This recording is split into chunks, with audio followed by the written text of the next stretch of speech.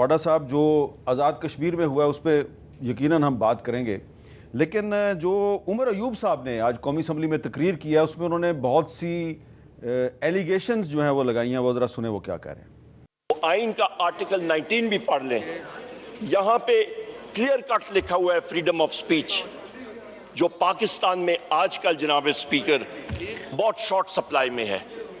یہاں پہ freedom of speech نامی کوئی چیز کم ہوتی جا رہی ہے۔ ایک انڈیپینڈنٹ کمیشن آپ کے 8 فروری کے الیکشن کے اوپر جوڈیشل کمیشن بننا چاہیے، اور دودھ کا دودھ اور پانی کا پانی ہونا چاہیے، جس کی وجہ سے یہاں پہ 94 نہیں انشاءاللہ تعالیٰ 180 ممبران پاکستان تحریک انصاف کے ہوں گے۔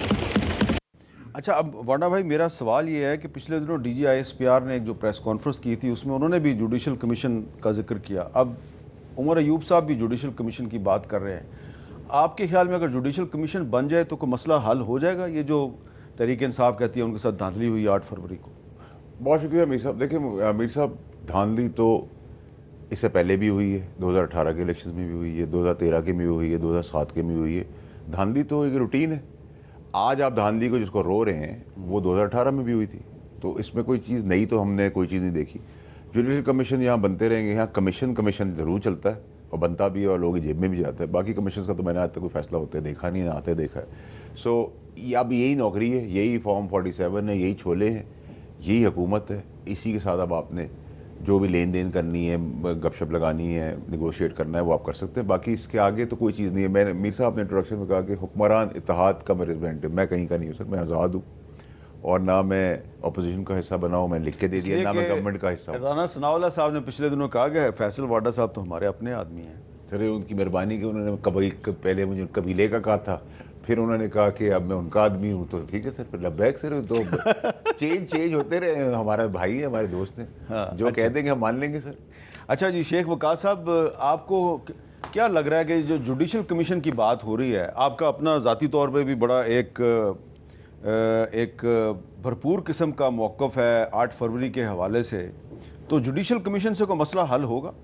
دیکھیں، ہماری تو حامد بھائی پہلے دن سے یہ ڈیمانڈ رہی ہے، اور ہم آن اینڈ آف کلیئرٹی کے ساتھ یہ ڈیمانڈ کر چکے ہیں کہ یہ جو 9 مئی کے حوالے سے اتنی ساری گرفتاری، اتنا ظلم، جبر، تشدد اور یہ کارروائیاں پچھلے سال سے چل رہی ہیں، جو کہ یہ ابھی آج سے 2-3 دن پہلے بھی 8 فروری کی رات کو جو پنجاب میں ہوا، جو پنجاب حکومت نے ہمارے ورکرز کے ساتھ کیا، اس میں سے نکلنے کا یہی راستہ ہے۔ جب ہم کہتے ہیں کہ ملکی سالمیت کے خلاف اگر کوئی بھی جاتا ہے تو اس کو خان بھی اون نہیں کرتا ہے، ہم یہ کہہ چکے ہیں کہ آپ جوڈیشل کمیشن بنائیں اور اس میں دیانتدار قسم کے غیر جانبدار لوگ بیٹھیں اور یہ فیصلہ کریں کہ اس دن ہوا کیا ہے اور اس میں بے گناہ کون ہے، گنہگار کون ہے۔ اگر کوئی گنہگار نکلتا ہے، ثبوت شواہد موجود ہیں، سامنے لے آئیں، جوڈیشل کمیشن کے سامنے رکھیں، ٹھیک ہے، فیصلہ ہو جائے گا، ہم اسے قبول کریں گے۔ مگر یہ ضروری ہے کیونکہ یہ جو چیز ہے یہ چلتی ہی جا رہی ہے، یہ خلش بڑھتی رہے گی، اس کا نہ پاکستان کو کوئی فائدہ ہے، نہ عوام کو کوئی فائدہ ہے، نفرتیں بڑھتی جا رہی ہیں۔ اس 9 مئی تک تو ان کو یہ چیز کلوز کرنی چاہیے تھی، یہ کلوز کرنے کی بجائے اس کو ہوا دینے کی کوشش کی گئی ہے۔ میں یہ سمجھتا ہوں کہ جوڈیشل کمیشن کے علاوہ اور کوئی حل نہیں ہے، اور جو میرے بھائی ہیں انہوں نے ابھی یہ کہا کہ یہی چھولے ہیں، یہی مطلب ہے، نہیں، اس طرح نہیں ہے۔ یہ چھولے کسی نے نہیں لینے، نہ ہم اسمبلیوں میں چھولوں کے لیے آئے بیٹھے ہیں۔ ہم پاکستان کی سب سے بڑی پارٹی، سب سے زیادہ ووٹ لینے والے ہیں۔ ہمارا مینڈیٹ چوری کیا گیا ہے، چوری کر کے فارم 47 کے لوگوں کو بٹھایا گیا ہے۔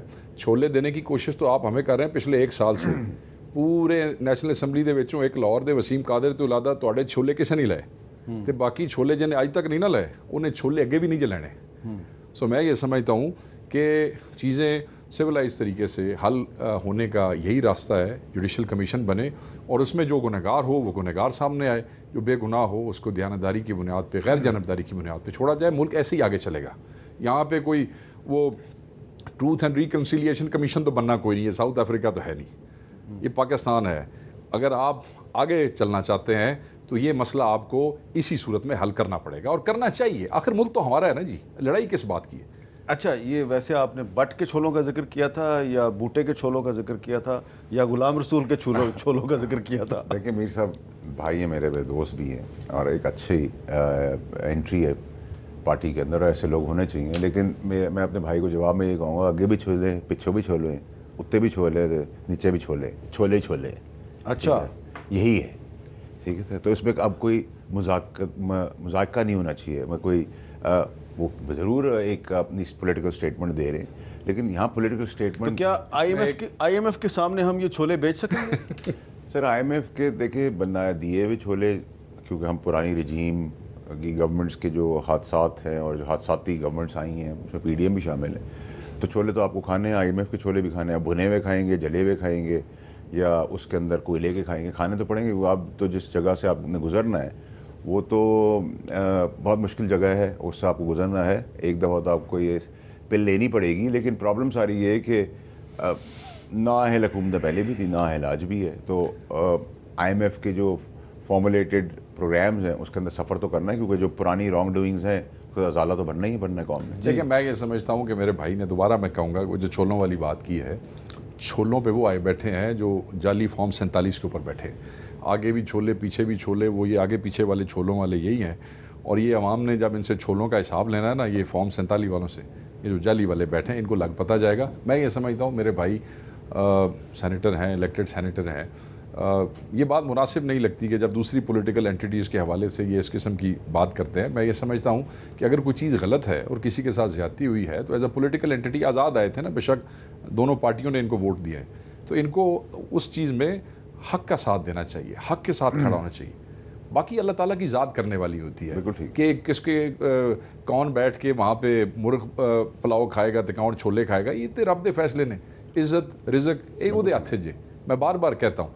तो बहुत जब आप इस्टेब्लिशमेंट के साथ आपकी दोस्ती हामिद भाई ज़्यादा हो जाती है ना, फिर आप अचानक समझते हैं कि शायद, मैं बार बार कहता हूँ कि शायद आप समझते हैं कि अल्लाह ताला का किरदार जो है या वो ताकतें लोगों के पास आ गई हैं। रब के जो मंसूबे हैं उनका ये आप अपने एक्सपीरियंस की बुनियाद पे कह रहे हैं। अल्लाह ताला एक इनका मंसूबा है, एक मेरे रब का मंसूबा है, और हम तो उसी की तरफ देखते हैं और तवक्कल करते हैं। वो सानू अगर छोले वाले पासे ला देवे जेड़ा कि इसलिए ताई तो साड़ी इज्जत रखी, इसलिए ताई तो इज्जत रखी, छोले तैन इस पासे। देखिए सर, मीर साहब जो वकास साहब शेख साहब ने जो बात की है, बिल्कुल आई टोटली 100% एग्री के एंड ऑफ द डे अल्लाह ताला के हाथ में सारी चीज़ें हैं, सब कुछ अल्लाह ने करना है। Man proposes God disposes. बहुत सारे हमारे लिए मंसूबे बने थे, लेकिन अल्लाह की मेहरबानी और अल्लाह की डिवाइन हेल्प आती है। लेकिन मैं अगर दुनियावी तौर पे बात करूँ, कानूनी तौर पे बात करूँ, तो आप भी यही हैं, मैं भी यही हूँ, शेख साहब भी यही हैं, और शेख साहब ने मुझसे ज़्यादा पॉलिटिक्स देखी हुई है, तो उनको ही पता है। अगर वो कहते हैं कि मैं आज़ाद आया हूँ और मैं इंसाफ की बात करूँ, तो मैं बिल्कुल इंसाफ की बात करूँ कि आप अगर आज के फॉर्म 47 के छोलों की बात करेंगे तो आप फॉर्म 47 के 2018 के छोलों की बात करेंगे, उस वक्त आप इस पार्टी के हिस्सा नहीं थे, हम थे। आप 2013 के छोलों की बात करेंगे तो उधर भी आप बैलेंस करें, 2007 के भी करें, तो आप फिर ऐसा नहीं हो सकता कि सिलेक्टेड होगा। जब आप हार गए या आप हार आए गए या आप जीत गए और आपको जिताया गया और जहाज़ों पे मुर्गियों की तरह लोग भर भर के जा रहे थे, तो वो किसी की कोई काबिलियत तो थी नहीं। वो काबिलियत तो जिनकी थी उनकी थी, जब जहाज़ों में बंदे बैठ रहे थे और हम कह रहे थे कि ओहो पॉपुलैरिटी है। मेरे के जहाज़ में जो लोग बैठे थे आप सर अपनी मर्जी से बैठ गए थे या उनको बिठाया गया था? देखिए मीर साहब, आप ना जब हमसे हमारे जैसे शागिर्दों से सवाल करते हैं और अपनी मुस्कुराहट, हसीन मुस्कुराहट के साथ आप हमसे बोल लगाना चाहते हैं, हम बोल देते हैं। बिठाए जा रहे थे, बिठाए जा रहे थे, उठा के दिए जा रहे थे, उनको खाना भी देते थे, पानी भी देते थे, शेरवानी भी देते थे, कोट भी देते थे, टाई भी देते थे। ये तो अंडरस्टूड है, ये सब कुछ एक ब्रीफ केस में। अगर मुझे, मैं सिर्फ ये कहना चाहता हूँ कि ये कह रहे हैं 2018 के छोलों की बात कर रहे हैं, जो चीज़ आज गलत है वो माजी में हुई है तब भी गलत है। मैं सिर्फ अपने भाई से बड़ी मोहब्बत से, नाराज़ ना हो, मैं ये कहूँगा कि उस लिए भी तुसी छोलियां दे नाल सो, हुण भी तुसी छोलियां दे नाल हो। This thing has to end. ये मुर्ग छोले हैं भाई, ठीक है, सुनो, तुसी this thing has to end. तो मैं अपने भाई से गुजारिश करूँगा और छोले जान दो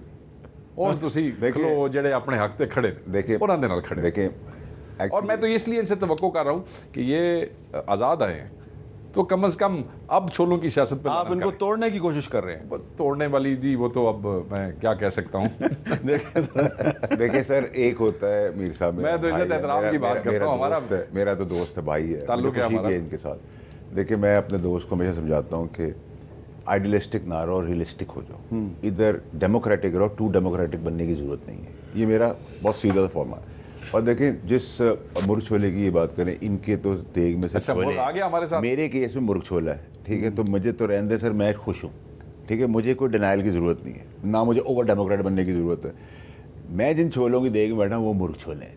इनके पास अभी छोले آدھے کچے ہیں آدھے پکے ساڑھے ہیں کو آدھے تو ڈلے ہوئے ہیں یا مٹی ڈلے ہوئے ہیں ٹھیک ہے لیکن انہوں نے بھی بہت چھولے دیکھے ہیں میری طرح وہ اور بات ہے کہ اس چھولے مکاؤ نا جی فیصل بھائی چلے جیسے آگے چھولے ختم کریں میں کہنا پاکستان میں چھولے دی سیاست نہیں مکاؤ